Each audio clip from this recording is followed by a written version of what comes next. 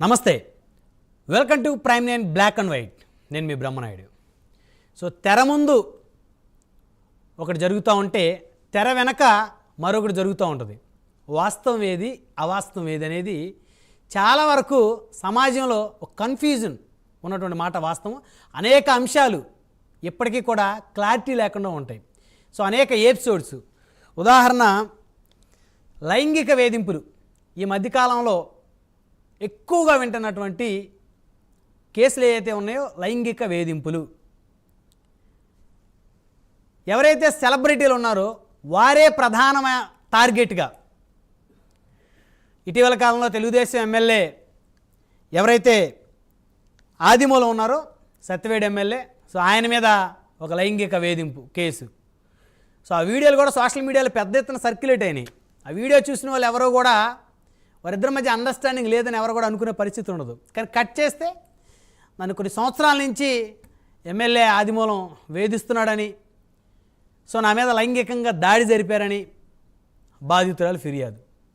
So సమాజం మొత్తం కూడా ఆడవారి వైపే మొగ్గు చూపుతుంది కాబట్టి సో ముందు ఎవరైతే అవతల వ్యక్తి మగవారు ఎవరైతే ఉన్నారో వారి మీద ఇమీడియట్గా సొసైటీ మొత్తం వారి మీద మాటలతో దాడి చేస్తుంది. సో అది కామను. అయితే తెర వెనకేంటి తెర ముందేంటి అనేది కూడా ఆలోచించాల్సిన అవసరం ఉంది. అదేవిధంగా కొరియోగ్రాఫర్ జానీ మరి దాదాపు 5-6 సంవత్సరాల నుంచి మరి ఎవరైతే బాధితురాలుగా తెర మీదకి వచ్చిందో మరి ఆయన అసిస్టెంటు మరి ఆ అమ్మాయి చెప్తున్నటువంటి మాటలు, నన్ను అప్పుడెప్పుడో లొంగ తీసుకున్నాడు, మరి సినిమాల్లో అవకాశాలు రాకుండా నన్ను చేస్తా అన్నాడు, నన్ను బెదిరించాడు, మరి అనేక సార్లు నన్ను వాడుకున్నాడు, లొంగ తీశాడని. అంటే 4-5 సంవత్సరాల నుంచి ఈ ఎపిసోడ్ జరుగుతూ ఉంటే కనీసం ఎక్కడ కూడా ఆవిడ బయట చెప్పలేకపోయింది, నోరు విప్పలేకపోయింది. అంటే ఇక్కడ కొరియోగ్రాఫర్ జానీ ఏమీ పెద్ద డానేం కాదు, లేదా పెద్ద రాజకీయ నాయకుడేం కాదు, వ్యవస్థను శాసించే పరిస్థితి ఏం కాదు, అతను సామాన్యుడే. కాకపోతే కొరియోగ్రాఫరు కాస్త పబ్లిక్లో ఐడెంటిఫికేషన్ ఉన్నటువంటి పర్సన్. అంటే వారి మధ్య జరిగిన నాలుగు అండర్స్టాండింగ్ జరిగింది. ఎక్కడైతే ఏ విషయాలు అయితే ఫెయిల్ అయినో తెలియదు, కానీ ఇది ఆయన బలాత్కారం చేశారని చెప్పేసి ఒక ఎపిసోడ్ తెర మీదకి వచ్చింది. దాని మీద ఆల్రెడీ ఆయన కస్టడీలో ఉన్నారు, పోలీసులు ఇంట్రాగేషన్ కూడా జరుగుతూ ఉంది. అదేవిధంగా మరి నిన్నటి నుంచి మరి అయితే ఈ రోజు నుంచి ఎవరైతే యూట్యూబర్ హర్ష సాయి ఉన్నాడో మరి అతని మీద కూడా మరొక లైంగిక వేధింపు కేసు. సో ఆయన బ్లాక్మెయిల్ చేశాడని, లొంగ తీసుకున్నాడని, బెదిరిస్తున్నాడని మరి ఎవరైతే బాధితురాలు ఎవరైతే ఉందో మరి ఆవిడ మరి మీడియా ముందుకు వచ్చింది, మరి పోలీస్ కంప్లైంట్ కూడా ఇచ్చింది. సో మరి దీని మీద మాట్లాడదాం. మా అసోసియేట్ ఎడిటర్ రాజు ఉన్నారు. రాజు, గుడ్ ఈవినింగ్ అండి. కాదు, గుడ్ ఈవినింగ్ బ్రహ్మనాయుడు. ఇద్దరు ఒక ఆడ మగ మధ్య కొన్నాళ్ళ పాటు, కొన్ని సంవత్సరాల పాటు ఒక కన్వర్జేషన్ జరుగుతూ ఉంటుంది. సో ఎప్పుడైతే వారిద్దరి మధ్య గొడవలు స్టార్ట్ అవుతాయో, వివాదాలు స్టార్ట్ అవుతాయో, అది ఆర్థిక పరమైనవా లేకపోతే ఇంకో పరమైనవా, సో ఆటోమేటిక్గా మగవారి మీద నింద పడతా ఉంది. అది అనేక సందర్భాల్లో చూసాం. కథ సమాజం మొత్తం కూడా ఆడవారి వైపే మొగ్గు చూపుతుంది కాబట్టి. అయితే ఇక్కడ ప్రత్యేకంగా ఇప్పుడు మనం ఇందాక ఏదైతే టీడీపీ ఎమ్మెల్యే ఆదిమూలం ఇన్సిడెంట్ చూసినా, అదేవిధంగా కొరియోగ్రాఫర్ జానీ ఇన్సిడెంట్ చూసినా, అదేవిధంగా ఇప్పుడు యూట్యూబర్ హర్షసాయి ఇన్సిడెంట్ చూసినా, ఇది సంవత్సరాల తరబడి నడుస్తోంది వీరి మధ్య. అంటే అప్పటికప్పటికే ఏదో ఒక బస్సులోనో ఒక కారులోనో లైంగికంగా దాడి చేసింది అయితే అదో రకంగా ట్రీట్ చేయొచ్చు. ఏదన్నా అప్పటికప్పటికి పరిచయమైన తరుణంలో ఏదైనా జరిగిన ఇన్సిడెంట్ని వీళ్ళ మధ్య కొన్ని సంవత్సరాల పాటు మాటలు నడుస్తాయి, పాటలు నడుస్తాయి, వాట్సాప్లో మెసేజ్లు నడుస్తాయి, డిన్నర్లు, చాటింగ్లు అన్నీ నడుస్తాయి. సో కట్ చేస్తే ఎవరైతే కాస్త ఫేమ్ ఉండి డబ్బులు ఉన్నటువంటి మగవాళ్ళు ఎవరైతే ఉంటారో ఎండ్ ఆఫ్ ద డే వారు విలన్లు అవుతున్నారు. సో ఎటు చూద్దాం రాజు ఈ అంశాలు. సో మగవారికి చట్టాలు ఏమి లేవా? బ్రహ్మనాయుడు చెప్పారు మీరు ఇప్పుడు ఎమ్మెల్యే గురించి, అలాగే జానీ కొరియోగ్రాఫర్ జానీ గురించి, అలాగే హర్షసాయి చూస్తున్నాం. వరుసగా జరుగుతున్నటువంటి ఈ పరిస్థితులు మనం చూస్తున్నాం. సో ఎమ్మెల్యే ఆదిమూలం ఎపిసోడ్ చూసాం మనం. ఆయన వైఎస్ఆర్ కాంగ్రెస్ పార్టీలో ఉండడం, ఆ తర్వాత అక్కడి నుంచి ఆయన మళ్ళీ టీడీపీలోకి వచ్చి టీడీపీ నుంచి సత్యవేడు నియోజకవర్గంలో ఎమ్మెల్యేగా పోటీ చేసినటువంటి సందర్భంలో ఎవరైతే ఇప్పుడు ఆయన మీద గతంలో కేసు పెట్టి ఆరోపణలు చేసినటువంటి మహిళ ఉన్నారో, బాధితురాలు అంటామని, సో ఆమె ఏం చేశారంటే ఆదిమూలం నన్ను రూమ్కి రమ్మన్నాడని చెప్పేసి, ఒక హోటల్కి రమ్మన్నాడని చెప్పి ఒక 3-4 సార్లు నేను వెళ్ళినటువంటి సందర్భంలో నాతో చాలా అసభ్యంగా ప్రవర్తించాడు, అంతేకాకుండా సెక్సువల్గా ఇబ్బంది పెట్టాడు అని చెప్పేసి కొన్ని వీడియోలు కూడా కాదు ఇచ్చారు. రాజు, పెద్ద దుమారం 3-4 సార్లు అంటే తర్వాత మొదటిసారి ఆయన ఇబ్బంది suspend పెడితే చేశారు పార్టీలో వెంటనే ఆగిపోవాలి కదా. రెండోసారి ఎందుకు వెళ్ళినట్టు ఆవిడ, మూడోసారి ఎందుకు వెళ్ళింది, నాలుగోసారి ఎందుకు వెళ్ళింది అసలు? సరే, ఇప్పుడు అవన్నీ మనం చూస్తున్నాం. ఇప్పుడు ఆమె ఏదో నాకు కావాల్సినటువంటి ఏదైతే కొంచెం ఎవిడెన్స్ కోసం నేను వెళ్ళానని చెప్పేసి అని చెప్పిన పరిస్థితి. అయితే ఇక్కడ ఏంటంటే ఈ ఎమ్మెల్యే ఆదిమూలం విషయంలో టీడీపీ కూడా ఆయన సస్పెండ్ చేసేసింది. ట్విస్ట్ ఏంటంటే ఇవాళ ఆదిమూలంకి హైకోర్టులో స్క్వాష్ అయిపోయినటువంటి పరిస్థితి మనం చూసాం.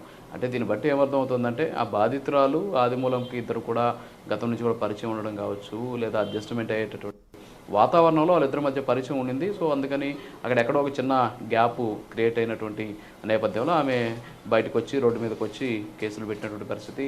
సో దాని మీద జరిగినటువంటి వ్యవహారం అంతా చూసాం. అయితే ఒక మీడియాకి కొద్ది రోజుల పాటు దానికి సంబంధించినటువంటి కొంత అవసరమైనటువంటి ఫీడ్ దొరికింది. సరే, ఇక జానీ మాస్టర్ విషయానికి వచ్చినా అంతే. ఇప్పుడు అక్కడ బాధితురాల పరిస్థితి ఏంటి? బాధితురాలు ఆయనతో కలిసి ఒక అసిస్టెంట్ కొరియోగ్రాఫర్గా పనిచేశారు. చాలా వీడియోలు చూస్తున్నాం మనం ఈరోజు. వచ్చి చూస్తే వీడియోలు చూస్తుంటే మనము వాళ్ళిద్దరూ చాలా బాండింగ్ ఉన్నటువంటి పరిస్థితి. ఎందుకంటే కలిసి డ్యాన్స్లు వేశారు, కలిసి ఆల్బమ్స్ చేశారు, కలిసి కొన్ని కార్యక్రమాలు కూడా పాల్గొన్నారు. చూసే వాళ్ళకి చిలకా గోరింకలా కనపడతా ఉన్నారు. ఆమెను ఇంటర్వ్యూ చేశారు ఒక